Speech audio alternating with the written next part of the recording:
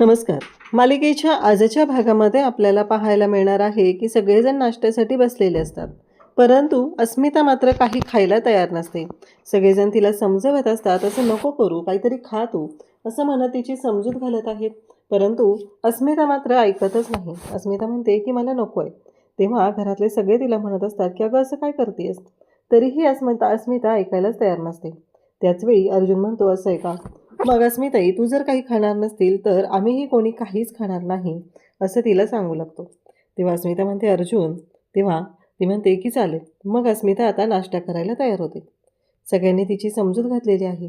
सगळे तिला समजवत आहेत, काहीही झालं तरी ह्या गोष्टी सोडून द्यायच्या आहेत आणि पुढे जायचं आहे, असंही सगळ्यांचं सांगणं असतं.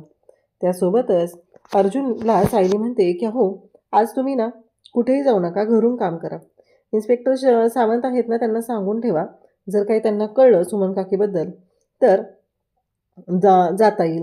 उगीच आधी जात बसू नका. तेवढ्यातच चैतन्याचा फोन आलेला असतो. चैतन्य अर्जुनला म्हणत असतो की अर्जुन, मी महिपतला पाहिलंय.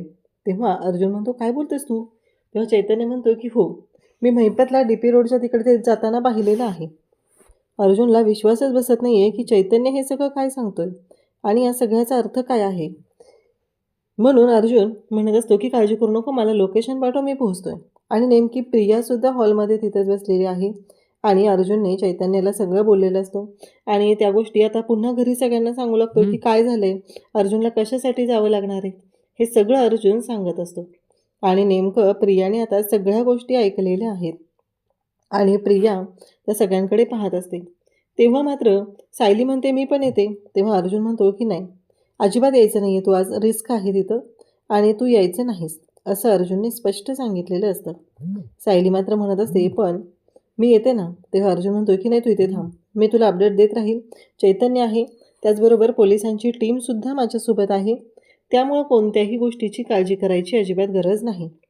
घरातल्या सगळ्यांना काळजी वाटत असते की अर्जुन घराच्या बाहेर पडतोय तोपर्यंत प्रियासुद्धा घराच्या बाहेर येते, कारण आता त्यांचाच डाव त्यांच्यावर उलटलेला आहे, ही गोष्ट प्रियाच्या लक्षात येते. आणि प्रिया म्हणत असते की काय. आता ती नागराजला फोन करते आणि नागराजला फोन करून विचारू लागते की काय चाललंय तुमचं, तो महिपत पळालाय, कळते का तुम्हाला. तेव्हा नागराज म्हणतो कसं शक्य आहे, कारण मी त्याच्यावरती माणसं पाळत ठेवलेली आहेत, शक्यच नाही आहे तो तिथून जाणं. आणि त्याला बांधला होता किती चांगला आपण, माहिती आहे ना तुला. नाही, हे शक्य नाही आहे. तेव्हा प्रिया म्हणत असते एकदा चेक करा, कारण महिपतला ज्या माणसांवर आपण ठेवलेलं आहे ती माणसं महिपतचीच आहेत, ही गोष्ट तुमच्या लक्षात येत नाही आहे का. आता तुम्हीही मरणार आहात आणि मलाही सोबत घेऊन मरणार आहात, असं प्रियाचं चाललेलं असतं. इकडे महिपतला बरोबर नागराज फोन करतो, म्हणजे जो पक्या आहे त्याच्या मोबाईलवरती, आणि महिपत तो फोन उचलतो आणि नागराजला म्हणू लागतो, काय मग नागोबा बोला. नाही, तुमच्या डोक्यात काय चालू आहे, कारण तुम्ही काय करू शकता हे मला कळलं आहे. तेव्हा नागराज म्हणतो, अरे महिपत, हे सगळं मी आपल्यासाठीच केलं होतं. म्हणजे नागराज आता मूर्खात काढू लागतो महिपतला. महिपत म्हणतो, मला माहिती आहे हे सगळं कोणासाठी केलं होतं आणि का केलं होतं. नागराज शेठ, मी चांगलं ओळखून आहे तुम्हाला. आणि महिपत इकडे नागराजला सांगत असतो. तेव्हा नागराज म्हणत असतो की अरे महिपत, असं नको करू, तुला लक्षात येत नाही आहे का, अरे ह्या सगळ्या गोष्टी मी आपल्यासाठीच केलेल्या आहेत, माझा काहीच उद्देश नाही आहे या सगळ्यामध्ये. तेव्हा नागराज मला महिपत सांगत असतो की तू काय आहे आणि किती विषारी नाग आहे ते मला चांगलंच माहिती, असं म्हणत आता महिपतने फोन कट केलेला असतो. आणि मग महिपतला पक्या सांगू लागतो की आम्हाला माहितीच नव्हतं, आम्हाला तुमचा निरोप आहे एवढंच सांगितलेलं होतं, म्हणून हे सगळं करावं लागलेलं आहे. तेव्हा मात्र महिपत म्हणत असतो, म्हणजे माहिती नव्हतं म्हणजे, नाही, कधी माहिती होणार होतं तुम्हाला ह्या सगळ्या गोष्टी, आणि तुम्ही कधी मदत करणार होता, असं तो बोलत असतो. बरं दे इकडं, घोडा कुठे आहे, आणि दुसरी गाडी अरेंज कर, का त्या फटफटीवरून घेऊन जाणार आहे, पोलिसांनी मला बघितलं तर काय होईल माहिती आहे ना तुला, असं म्हणत महिपत सांगत असतो. त्याचबरोबर इकडे नागराज आणि प्रिया दोघंही भेटलेले असतात आणि त्या दोघांचीही चिडचिड चाललेली असते, कारण ह्या सगळ्या गोष्टी ज्या घडलेल्या आहेत त्याला जबाबदार कोण. प्रिया म्हणत असते, हे तुमच्यामुळे झालंय, मागच्या वेळी जेव्हा महिपत पळाला तेव्हा तुम्ही माझ्यावरती ब्लेम केलं, आता आता हे सगळं तुमच्यामुळे झालं आहे, आणि आता आजपर्यंत आपण जे काही कारनामे केलेले आहेत ते सगळे आपल्या अंगलट येणार आहेत. आता महिपत हे सगळं सांगून टाकणार आहे आणि आपण याच्यामध्ये अडकणार आहोत. या गोष्टीची भीती प्रियाला वाटत असते. आणि त्याचवेळी इकडे चैतन्य अर्जुनला अपडेट देत असतो, कारण महिपतने नागराजला जी भीती घातलेली असते, आता तू माझ्या तावडीत ये, तुझी जीभ हासडून त्याचे तुकडे तुकडे करून तुझ्या दोन्ही हातावर ठेवेल आणि तुला सोडणार नाही अशी भीती महिपतने नागराजला घातलेली असते. आता त्या महिपतच्या या धमकीला नागराज मात्र घाबरलेला असतो, कारण त्याला माहिती आहे की महिपत आता सुटलाय म्हणजे आपलं काही खरं नाही. इकडे कल्पना प्रतिमाला फोन करते आणि प्रतिमाला फोन करून सांगू लागते की काहीही झालं तरीही ज्या गोष्टी घडलेल्या आहेत त्या मात्र खूपच भयानक अशा आहेत. प्रतिमाला ती म्हणत असते की एक गोष्ट लक्षात ठेव. प्रतिमाला ती सांगते की अगं आत्ता एक प्रॉब्लेम झाला आहे, म्हणजे इकडे महिपतला पकडायला अर्जुन गेला आहे आणि आम्हाला सगळ्यांनाच खूप काळजी वाटत आहे. असं सांगितल्यानंतर मात्र इकडे आता प्रतिमा म्हणते काळजी करू नको, आम्ही निघतो इथून, आम्ही येतोच आहे असं प्रतिमा सांगू लागते. आणि तेव्हा मात्र प्रतिमा आणि त्याचबरोबर रविराज ते निघालेले असतात, कारण प्रतापला एका मीटिंगसाठी बाहेर जावं लागलेलं असतं. अश्विनला इमर्जन्सी आलेली असते, त्यामुळं घरामध्ये खूपच सगळं टेन्शनचं वातावरण असतं आणि म्हणूनच इकडे आता बोलवलेलं असतं. त्यासोबतच आता अर्जुन त्याचबरोबर सगळेजण शोधाशोध करू लागतात. महिपत कुठे जाऊ शकतो, महिपत कशा लोकेशनला जाऊ शकतो याचा अंदाज ते घेत असतात. तेव्हा अर्जुन म्हणत असतो की एकतर महिपत ज्या पद्धतीने रिॲक्ट होतो त्यावरून हे स्पष्ट होतं आहे की महिपत एखाद्या घराकडे किंवा लपण्यासाठी तो एखादा जुना वाडा या ठिकाणी जाऊ शकतो आणि नेमकं तिथं वस्ती असते आणि त्या घरामध्ये महिपत एका घुसतो आणि ती माणसं ओरडायला लागतात, कोण आहे तुम्ही, कसं काय घरात आलात. महिपत त्याच्याकडे असलेली जी बंदूक आहे तो काढतो आणि त्या माणसाला धमकी देतो की हे सगळं जे काय आहे ना ते गप्प बसायचं, नाहीतर इथल्या इथं संपून टाकेल. इथे प्रतिमा रविराज आलेले असतात. सगळ्यांना काळजी वाटत असते अर्जुनबद्दल. त्यांना असं वाटत असतं की काही प्रॉब्लेम नाही ना होणार, कारण अर्जुन एकटाच गेलेला आहे. अर्जुन जर तिथे गेला असेल तर काय होणार नाही ना, या सगळ्या गोष्टीची काळजी आता सगळेजण करत असतात. तेव्हा सायली तिथे येते आणि म्हणते तुम्ही सगळे कशाला टेन्शन घेताय, त्यांच्याबरोबर चैतन्य भाऊजी आहेत, पोलीस आहेत, नका काळजी करू असं सायली सांगत असते. तेव्हा मात्र सायलीला कल्पना म्हणते तुला माहिती आहे का अर्जुन तिथे एकटा गेलेला आहे, काय होऊ शकतं ते, कारण त्या महिपतला पकडायचं आहे, ही काही साधी गोष्ट नाही असं इकडे ती सांगत असते. तेवढ्यातच अर्जुन आणि चैतन्य तिथं जी घरं आहेत त्या सगळ्या घरांमध्ये शोधाशोध करतात, कारण त्यांना असं वाटत असतं की नक्कीच महिपत याच ठिकाणी लपलेला असणार आहे. आणि मग त्या घरामध्ये शोधाशोध करणं सुरू असतं. तिथं विचारलं जात असतं, फोटो दाखवला जात असतो आणि हा माणूस पाहिलाय का विचारलं जातं.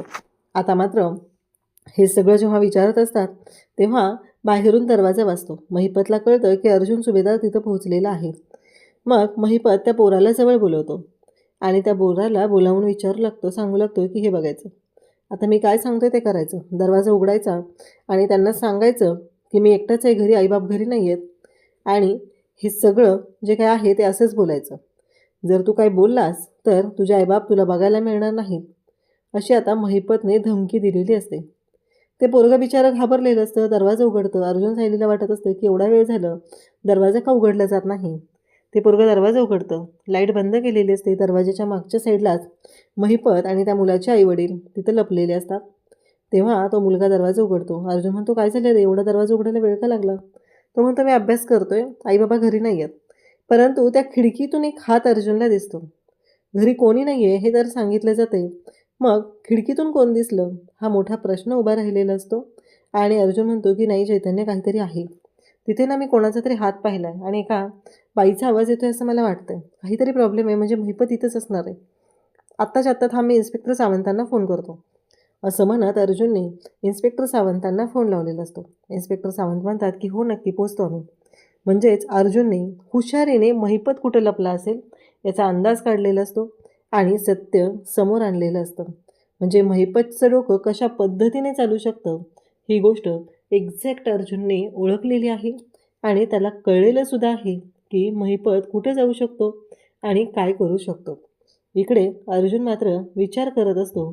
तो म्हणत असतो की नाही, काहीही झालं तरीही आपल्याला महिपतला शोधावं तर लागणारच आहे, परंतु आत्ता सध्या महिपत इथंच आहे आणि त्याला पकडायचं हे अर्जुनच्या डोक्यात असतं.